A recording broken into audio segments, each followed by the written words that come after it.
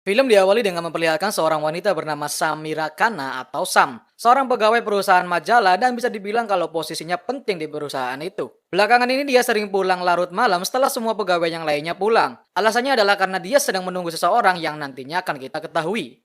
Saat akan balik dari kantor, kita dapat melihat seorang misterius yang sedang memotret Sam secara diam-diam. Apakah dia adalah admin Lambe Turah? Isun Bliweru. Dia mengunjungi ibunya yang sedang koma di rumah sakit. Dokter mengatakan kalau ibunya sudah dinyatakan meninggoy secara medis dan meminta Sam untuk menyetujui pencopotan peralatan medis penyangga hidup ibunya. Namun di sini sebagai seorang anak yang baik, tentu saja Sam tak setuju akan hal itu karena dia masih berharap ada keajaiban yang akan datang.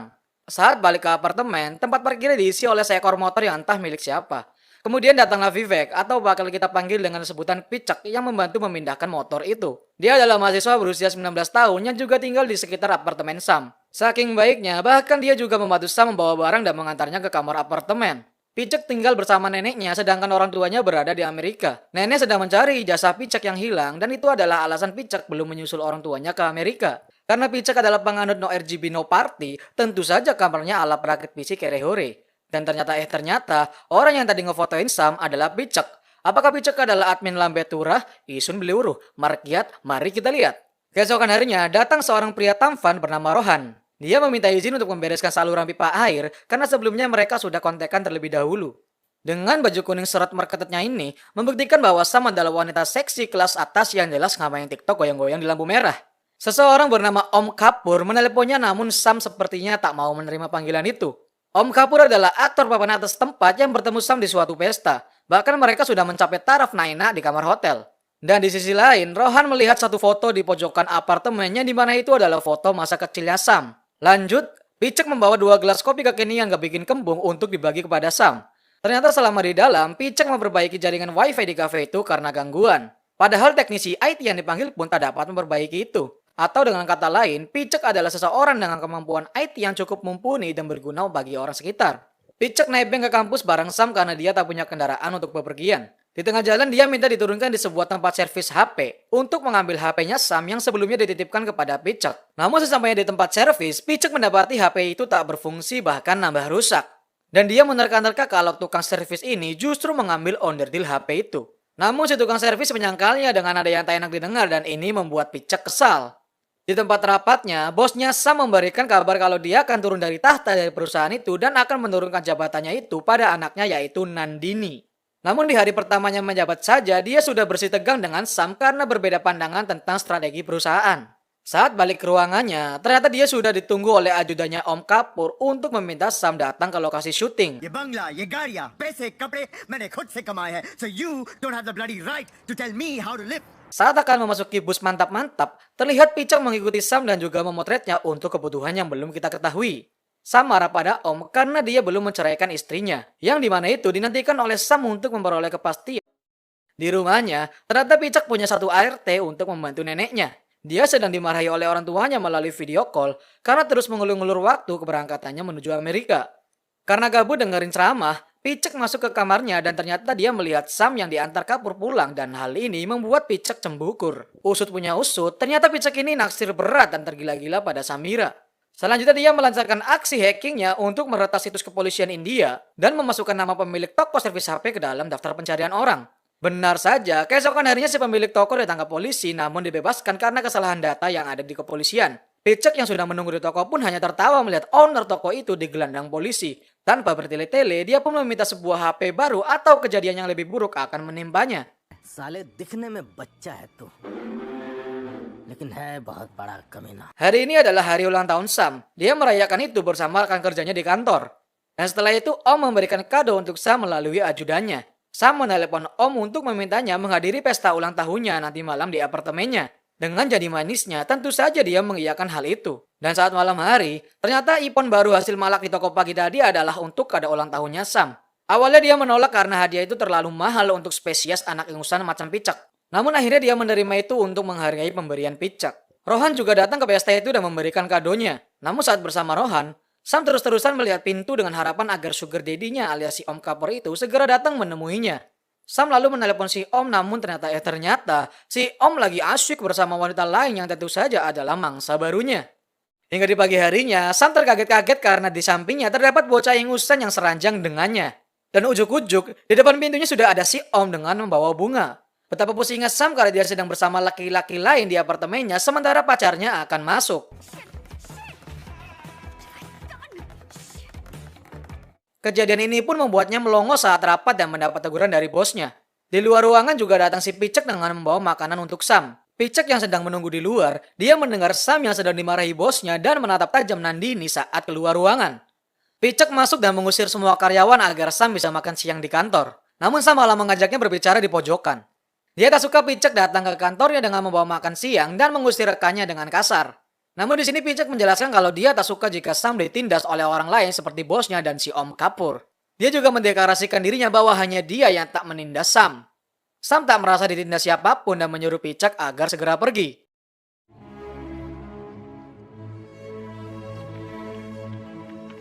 Keesokan harinya di kantor, Sam terkaget-kaget karena saham perusahaan tempat dia bekerja anjlok merosot. Hal ini disebabkan sistem database kantornya diretas seseorang dan berakibat pada bocornya data rahasia milik perusahaan. Sehingga para investor akan menarik semua investasinya. Saat balik ke ruangannya, Sam ditelepon Picek.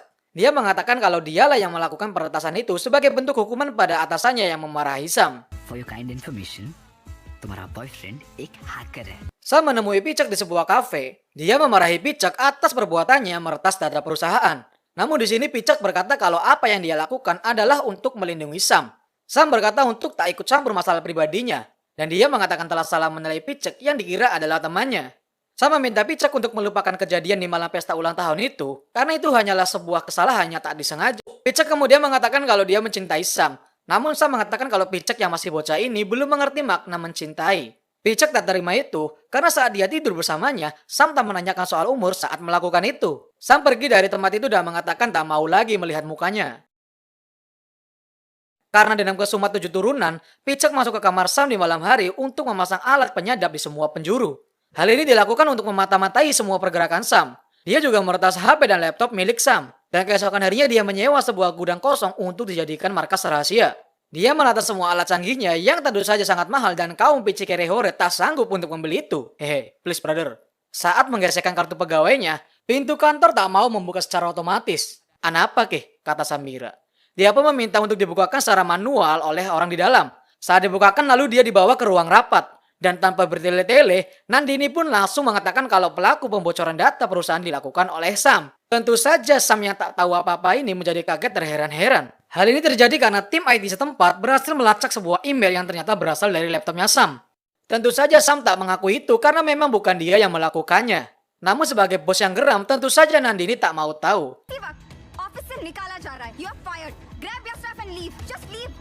Dengan berat hati, Sam mengemasi barangnya dan pergi dari kantor itu. Karyawan yang lain pun tak percaya akan hal ini, karena memang Sam adalah karyawan teladan dan menjadi panutan di perusahaan itu. Dia pun pergi mengunjungi ibunya di rumah sakit. Pertinyi ini, kok bisa ibunya lagi sekarat tapi dia malah bikin pesta ulang tahun? Wow. Saat sedang beristirahat, HP-nya ujuk-ujuk berbunyi. Dan betapa kagetnya dia, karena HP-nya diretas oleh Picek dan berisi ancaman untuk melakukan hal yang lebih parah lagi. Picek memberikan waktu sebelum jam 6 pagi untuk datang menemuinya agar peretasan ini selesai. HP itu terus berbunyi dan tak bisa dimatikan. Hal ini membuat Sam panik dan akhirnya dia membanting HP itu.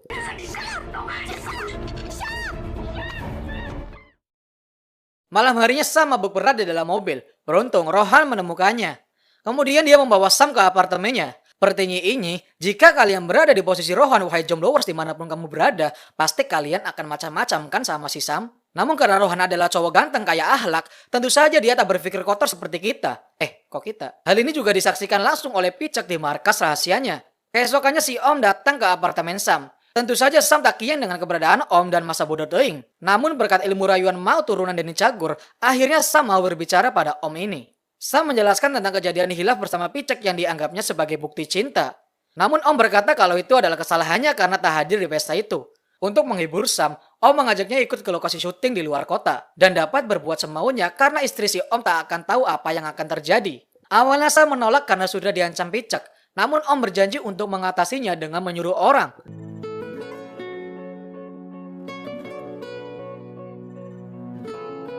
Mereka pun bersenang-senang di tempat itu layaknya sepasang suami istri yang sedang berbulan madu. Namun tentu saja semua itu tak terlepas dari jangkauan Picek dari markasnya. termasuk melalui kamera di sebuah laptop yang telah diretas. Atau dengan kata lain, segala yang mereka lakukan di tempat itu berada di bawah pengawasan si Picek. Benar saja, saat tiba di bandara, Om yang seorang public figure ini langsung digepung wartawan yang menanyakan tentang kisah cintanya dengan wanita lain. Selidik punya selidik, hal itu terjadi karena Picek menyebarkan isu kalau Om sedang dekat dengan wanita lain. Om pun langsung kabur dari tempat itu dengan meninggalkan Sam seorang diri. Dia pun pergi menuju rumah sakit menggunakan bajai bajuri setempat.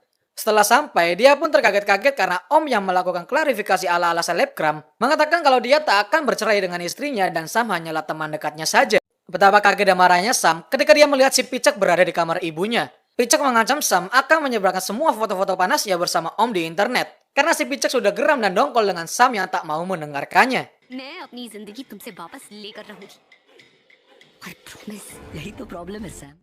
Karena sudah sakne namun terhalang Sam yang berbelit-belit, Picek pun menyuruh ART di rumahnya untuk menggunakan baju yang sama dengan Sam. Namun sebelum diputar, dijilat dan dicelupin, Picek menyadari kalau cewek yang ada di hadapannya ini tak sama dengan Sam yang very nice.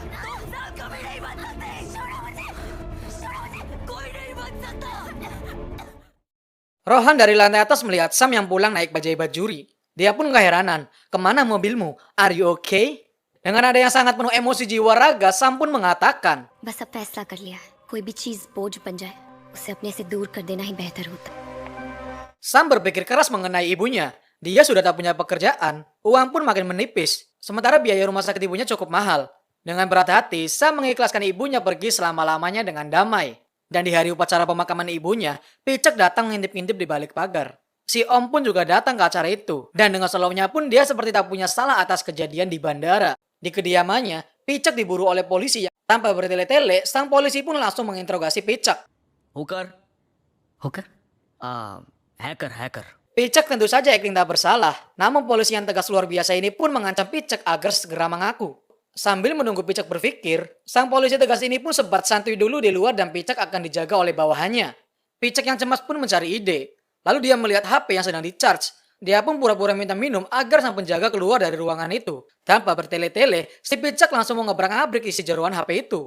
Dan saat kembali masuk, sang polisi gagah perkasa ini pun langsung meminta Picek untuk mengaku. Namun justru si Picek mengatakan semua kelakuan yang dilakukan polisi itu seperti makan di restoran bersama selingkuhannya. Karena sudah kegap semua rahasianya, si Picek pun menyuruh polisi gagah perkasa itu untuk meminta maaf pada istrinya dan juga pada si Picek. Kabar ini pun sampai pada telinga Sam bahwa Picek dibebaskan karena tak punya barang bukti yang cukup untuk menghukumnya dan mengatakan kalau Sam telah membuat laporan palsu. Padahal gara-gara polisinya ketahuan selingkuh ya.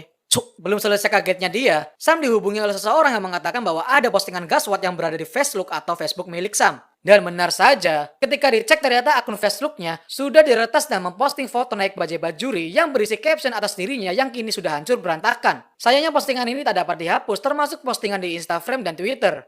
This bastard can't get away like this. उसने जो किया उसे वो ठीक करना ही होगा and I'll make him pay for it. Picek pun ditanyai oleh neneknya alasan dia ditahan polisi. Namun tentu saja dia pergilah ini itu dengan santuinya. Lalu ujuk-ujuk ada Bel yang ternyata itu Rohan.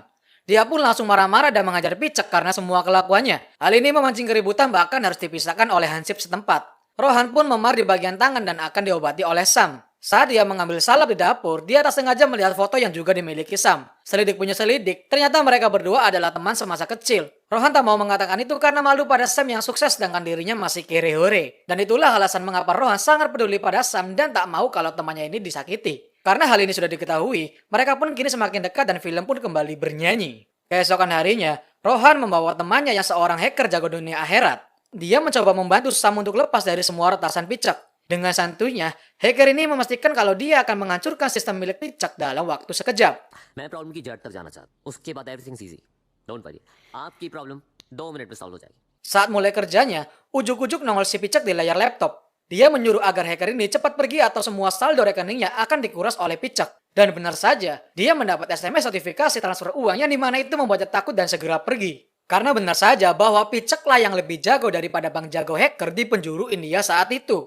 Kini Sam tahu kalau tak ada tempat sembunyi untuknya. Dia pun stres dan lari-larian di jalanan. Namun apa daya, di jalanan pun masih ada CCTV yang bisa diretas oleh Picek dan Sam pun masih bisa diawasi. Hingga dia sampai di parkiran, ujuk-ujuk Picek berada di belakangnya. Dia mengatakan kalau kini kehidupan Sam telah hancur berkeping-keping. Bahkan kini Picek sudah tak nafsu lagi menjadikannya sebagai seorang istri. Dan sebagai kesepakatan, Picek meminta untuk dipuaskan kesaknian duniawinya dan jika ditolak maka Sam akan terus diretas. विवेक के साथ रातें गुजारो. Rohan dan Sam berada di dalam bar untuk merancang strategi. Tentu saja Picek hanya bisa melihat namun tak bisa mendengar mereka karena di bar adalah tempat yang berisik. Sam tak ingin lari, namun justru dia ingin membalikkan keadaan dan membuat Picek yang diserang. Picek memeras dengan cara membuka rahasia Sam di internet. Nyatanya, kini Sam sudah tak punya rahasia lagi. Maka dari itu, kini Sam harus mencari jejak kejahatan yang dilakukan Picek. Boom! Rohan memotret kegiatan Picek dan juga orang terdekatnya. Sementara Sam bertanya-tanya pada orang yang pernah berhubungan dengan Picek. Hingga di malam hari saat membuka pesan dari Picek, Sam tersadar akan sesuatu. Dia pun kembali membuka foto-foto yang dihasilkan Rohan. Sam menyadari sesuatu. Bagaimana bisa seorang ART alias asisten rumah tangga dapat memiliki tas mewah yang harganya selangit? Langsung saja keesokan harinya mereka berdua pergi dan tentu saja masih dalam pengawasan si Picek. Namun sampai di lampu merah, dia mengoper HP yang menjadi sumber sinyal keberadaan Sam kepada dokter yang ingin membantunya. Hal ini dilakukan Sam untuk mengecoh posisi keberadaannya. Kini mereka mengikuti ART-nya si Picek. Ternyata dia menuju sebuah mall. Dari sini sebenarnya Babang ngira kalau ART ini dikasih uang sama Picek, hasil dari scamming kartu kredit atau apalah. Setelah diikuti, ternyata ART itu masuk ke dalam sebuah toko pakaian. Dan setelah ditunggu, tara! ART ini berubah menjadi wanita yang modis dan tak mungkin dia adalah seorang ART. Dan inilah yang sebenarnya. Cewek ini adalah pemilik toko pakaian itu. Dulu si Picek pernah magang di tokonya. Dia mengira kalau si Picek ini anak yang baik. Justru Picek ini tergila-gila padanya. Namun tentu saja dia menolak karena sudah menikah dan punya 2 anak. Hingga akhirnya dia diretas dan diancam akan menyebarkan foto yang tidak senonoh. Dia pun dipaksa menjadi ART di rumahnya agar si nenek tak curiga. Dan tentu saja jadi budak nafsunya. Tak cukup sampai di situ, ternyata sebelum dia masih ada wanita lain yang menjadi korban. Yaitu teman si Picek di kampus. Picek naksir sama si cewek ini, tapi dia terus menolak. Lalu dia retas HP dan laptopnya. Sampai dia menyebar foto tanpa kainnya di internet. Akhirnya dia stres dan bundir di kampus, sementara Picek kabur entah kemana. Emang suwe nih bocah. Kemudian Sam dan Rohan pergi ke kafe kopi langganannya. Karena pintar, dia meminta agar mencopot kartu SIM di HP-nya agar tak bisa didengar apa yang dibicarakan. Namun tentu saja sia-sia, karena wifi di kafe itu sudah diretas oleh Picek waktu itu. Dia pun menggunakan handphone orang di sekitar sebagai penerima suara.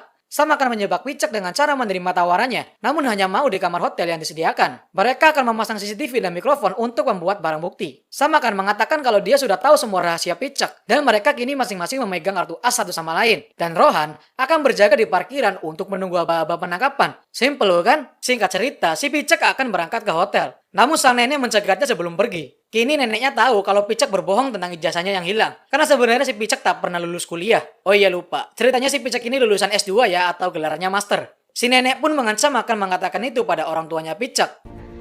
क्या जरूरत थी ऐसे डिटेक्टिव बनने की? Saat di mobil pengawas, ujuk-ujuk Rohan dikejutkan dengan kehadiran Picek. Dan langsung saja dia memanah Rohan yang ternyata berisi racun. Singkat cerita, masuklah Picek ke kamar hotel. Namun dia tak berbicara sepatah kata pun karena dia tahu ruangan itu sudah dipasangi alat penyadap. Dan tanpa bertele-tele, dia mengajak Sam keluar dari kamar itu. Dengan paksaan kalau Rohan pingsan akibat racun dan hanya dia yang punya penawar racunnya. Waktu Sam hanya 4 jam sebelum Rohan meninggoy.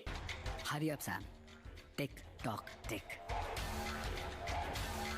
Sam dibawa ke markas rahasianya. Di sana juga ada nenek si Picek yang ternyata sudah meninggoy. Picek menghabisi neneknya karena mengancam akan memberitahukan semua yang dilakukan Picek selama ini. Artinya, Picek tak segan-segan untuk menghabisi semua orang yang berpotensi mengganggu semua rencananya. Sam mengatakan kalau si Picek nggak akan bisa lari dari kejaran polisi jika Sam tewas atau diperkaos. Itu semua dikarenakan semua aktivitas Sam dan Picek sudah terekam di semua CCTV hotel. Namun dengan santunya, Picek mengoprek CCTV hotel tersebut dan boom, Picek tak terlihat di CCTV dan Sam tak pernah keluar dari kamar hotel itu sebelum jam 8 pagi. Edan, seaningan. Tentu saja Sam kaget terheran-heran karena semua rencana penjebakan ini akan gagal total. Dan saat Picek melangsungkan ritual kesukaannya,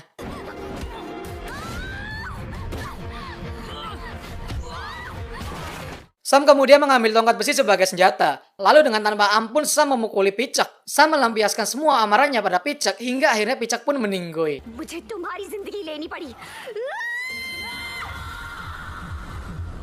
Sam langsung buru-buru mengunjungi Rohan yang sekarat dan memberinya penawar racun itu.